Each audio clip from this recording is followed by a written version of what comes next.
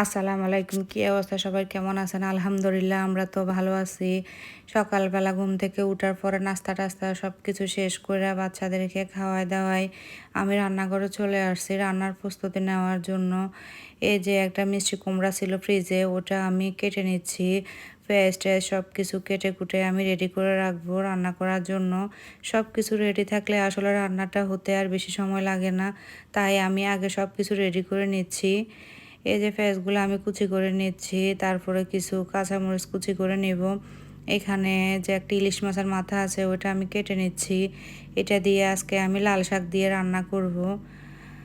আর ওই মাছগুলা দিয়ে আজকে আমি মিষ্টি কুমড়া দিয়ে রান্না করব।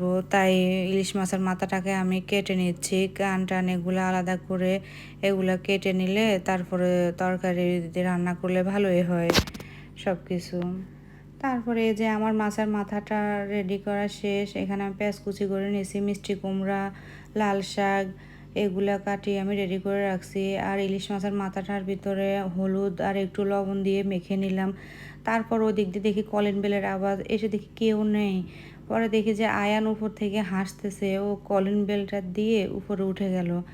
পরে আমি ভাবতেছি কে দিল, বলতেছে পরে আমি দিলাম আম্মু, আমি লুকিয়ে গেলাম। তারপর আয়সা আমরা জড়িয়ে ধরতে হাসতেছে। এই যে এখানে ব্যাগটা রাখতেছে, রাইখা তারপরে হাত মুখ এগুলা ধুয়ে ওদিকে ওইগুলো চেঞ্জ করবে। আমি আবার রান্না করে চলে যাব। রান্না তো সবগুলা রয়ে গেছে, শুধু কাটাকুটি করে আমি এদিকে আসলাম। তারপরে যে মাছগুলা আমি ধুয়ে ভালো করে পরিষ্কার করে নিয়ে এখানে হলুদ মরিচ সব কিছু দিয়ে এই যে তেল বসিয়ে দিলাম। এখানে মাছগুলা আমি ফ্রাই করে নিব। তারপরে অন্য পাশে চুলায় আমি ওই যে মিষ্টি কুমড়া রান্না করার জন্য পেঁয়াজ কুচি কাঁচামরিচ দিয়ে এগুলা ভালো করে নেড়ে নিচ্ছি। তারপরে এখানে একটু ঝোল দিয়ে দিলাম। ঝোল দিয়ে তারপরে যে মশলাগুলো দেওয়ার ওইগুলা দিতেছি। ঝোল দেওয়ার কারণ হলো যে যেন মশলাগুলো পুড়ে না যায়, এই কারণে আমি ওইখানে আগে ঝোল দিয়ে দিলাম। তারপরে যে এখানে আমি টুকিটাকি যে মশলাগুলো দেওয়া দরকার সব কিছু দিয়ে দিলাম। দিয়ে এগুলো নেড়ে ছেড়ে নিচ্ছি। এই ঝোলের ভিতরে আমি কুমড়াগুলো আবার নেড়ে নিব ভালো করে, কারণ ঝোল পরে আমি গরম একটু পানি দিয়ে বসাইছিলাম অন্য চুলায় এখানে দেওয়ার জন্য। এই যে আমি এগুলো ভালো করে নেড়ে নিচ্ছি। নেড়ে ছেড়ে নেওয়ার পরে এখানে আমি ঝোল দিয়ে দিব। এই যে ঝোল দিয়ে দিলাম। ঝোল দিয়ে দেওয়ার পরে কিছুক্ষণ বলক আসার পরে আমি এগুলাতে মাছ দিয়ে দিব। এই যে আমি সব কিছু নাড়তেছি। এই যে শেষ করে তারপরে এখানে আমি এখন মাছ দিয়ে দিব। এই যে মাছগুলা দিয়ে দিলাম। এখানে আমি মাছগুলা দিয়ে আলতোভাবে এগুলো নেড়ে দিচ্ছি যেন এগুলা ভেঙে না যায়, কারণ মাছগুলার ভিতরে ঝোল আমি এত বেশি দিই নাই, যেহেতু এটা মিষ্টি কুমড়া, ঝোল বেশি যেন না হয়।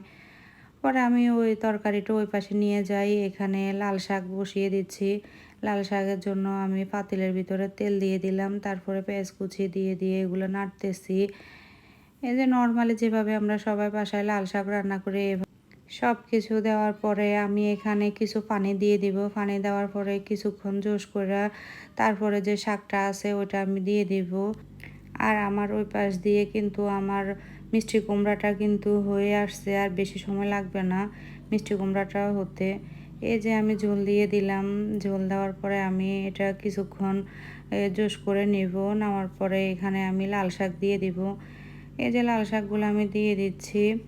যেহেতু শাকও বেশি না, অল্প কিছু শাক, আমি শাকগুলা দিয়ে ঢাকনা দিয়ে দিচ্ছি যেন এগুলা মজে যায় তাড়াতাড়ি। এই যে আমি আবার পরবর্তীতে আসি এগুলা নেড়ে দিচ্ছি, নিচেরগুলা উপরে উঠিয়ে দিচ্ছি ভালো করে নেড়ে ছেড়ে আমি। তারপর ওইদিকে ওগুলা করতেছি। যে এখানে আমার রান্নাটা, শাক রান্নাটাও কিন্তু শেষ। মাশাল্লাহ অনেক সুন্দর হয়েছে রান্নাটা। ওদিকে আমার মিষ্টি কুমড়াটাও শেষ। মিষ্টি কুমড়ার ভিতরে একটু লবণ কম হয়েছিল, তারপর আমি লবণ দিয়ে হালকা ওটাকে আবার আমি বলক দিয়ে দিলাম যেন লবণগুলো ভিতরে ঢুকে যায় আর কি। পরে দেখি যে পিছনে আয়ান আসছে, আসি বলতেছে আম্মু তোমার এখনো হয় নাই। আমি বলতেছি কেন বাবা?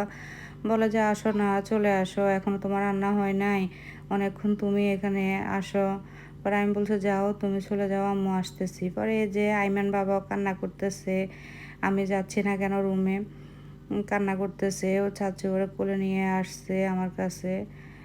ওর বাবার সাথে আবার ও কথা বলতেছিল ওইখানে। এই যে আজকে দুপুরে রান্না করলাম লাল শাক, মিষ্টি কুমড়া, এখানে একটু শুটকি তরকারি, শুটকি দিয়ে আবার ভর্তা করছিল, ভাত। এই যে এগুলাই ছিল আর কি আজকে দুপুরের খাবারের মেনু। পরে ওই যে আয়ান খাচ্ছে নিজের হাতে, মাশাল্লাহ ও খাইতেছে। আইমানকে আমি খাওয়াই দিচ্ছি। এই যে আইমান খাবে না, বাহানা করতেছে। তারপরে যে এক লোকমা নিল, গাড়ি নিয়ে দুষ্টামি করতেছে। আর মাশাল্লাহ ওই পাশে আমার আয়ান চুপচাপ হয়ে নিজের মতো করে বসে খেয়ে নিচ্ছে। ওদেরকে এখান থেকে খাওয়া দাওয়া শেষ করে আমরা আবার আমাদের ওই যে বাগান বাড়িতে যাব। ওইখানে কিছু ড্রাগন ফল আছে, একটা গাছে আছে, ওইখানে 3-4টা ড্রাগন ফল ধরছে। এগুলা একটা পাকছে, ওটা আনার জন্য যাইতেছি। পরে আইম্যানকে ওর চাচু বলছে তোমাকে আমি নিব না। ও ফ্লোরে বসে পড়ছে, কান্না করতেছে যাওয়ার জন্য। পরে ওর চাচু ওরে নিয়ে দৌড় দিয়ে বলতেছে সবার আগে তুমি যাবা, দেখো। ওরে নিয়ে চলে যাচ্ছে। পরে আয়ানও যাইতেছে, আমিও যাইতেছি। যাওয়ার পথে আয়ানে এখানে একটা মুরগির বাচ্চা দেখছে। ওই যে আমাদের ড্রাগন গাছ, যে আয়ান একটা মুরগির বাচ্চা দেখে আমরা দেখে দৌড় দিছে, বকা দিছে। দেখেন বাচ্চাটার কীভাবে ও ফেলে দিল, আমি বকা দিলাম। তারপরে ও যে উপর থেকে ওর চাচু আমাদের গেটের উপরে ড্রাগন গাছটা, তো এখানে তো ওর চাচু উঠতে পারছে, আমরা পারি নাই। এই যে 3টা না 4টা ড্রাগন ছিল ওইখানে। ওর চাচু ওইখান থেকে যেটা পাকছে ওইটা নিয়ে আয়ানকে বলতেছে আয়ান তুমি আসবা। ও হাসতেছে আর আইমান কান্না করতেছে উপরে ওঠার জন্য। পরে ওর চাচু ওই ড্রাগন ফলটা নিয়ে আয়ানকে বলতেছে তুমি ক্যাচ ধরতে পারবা? আয়ান বলতেছে হ্যাঁ পারবো, দাও। এ যে দিল, ও কিন্তু নিতে পারে নাই, বলতেছে আমার ভাগ্য খারাপ, আমি নিতে পারি নাই। পরে এই যে ওর চাচু ওটা আয়ানকে কেটে দিল খাওয়ার জন্য। আইমান কান্না করতেছে, উপরে উঠতে দেয় না যে, তাই আইমান খাবে না। পরে এই যে আয়ানকে দিল তুমি খাও। আয়ান মানে একটু উপর থেকে কামড়ে দিল। পর আমার বলতেছে আম্মু তুমি দেখো কত সুন্দর এটা।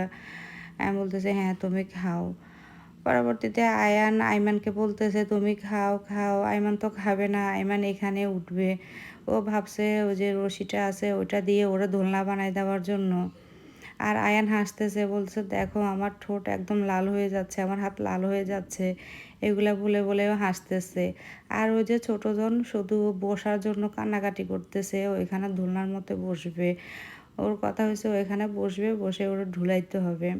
পরে ওর ছাচ্ছু ওরে উঠাই বলতেছে বসো এভাবে, তারপরে ওর হবে না। যাক একটু শান্ত হয়েছে। ওরা বলতেছে তুমি ড্রাগন খাও, খাবে না। বলতেছে তোমার ধুমলাত উঠেছে, তুমি ড্রাগন খাও না। ও কোনোভাবে খাবে না। আজকের ভিডিওটা এই পর্যন্ত। ওদের জন্য সবাই দোয়া করবেন। আসসালামু আলাইকুম। আর আমার চ্যানেলটা সাবস্ক্রাইব করে দিবেন সবাই।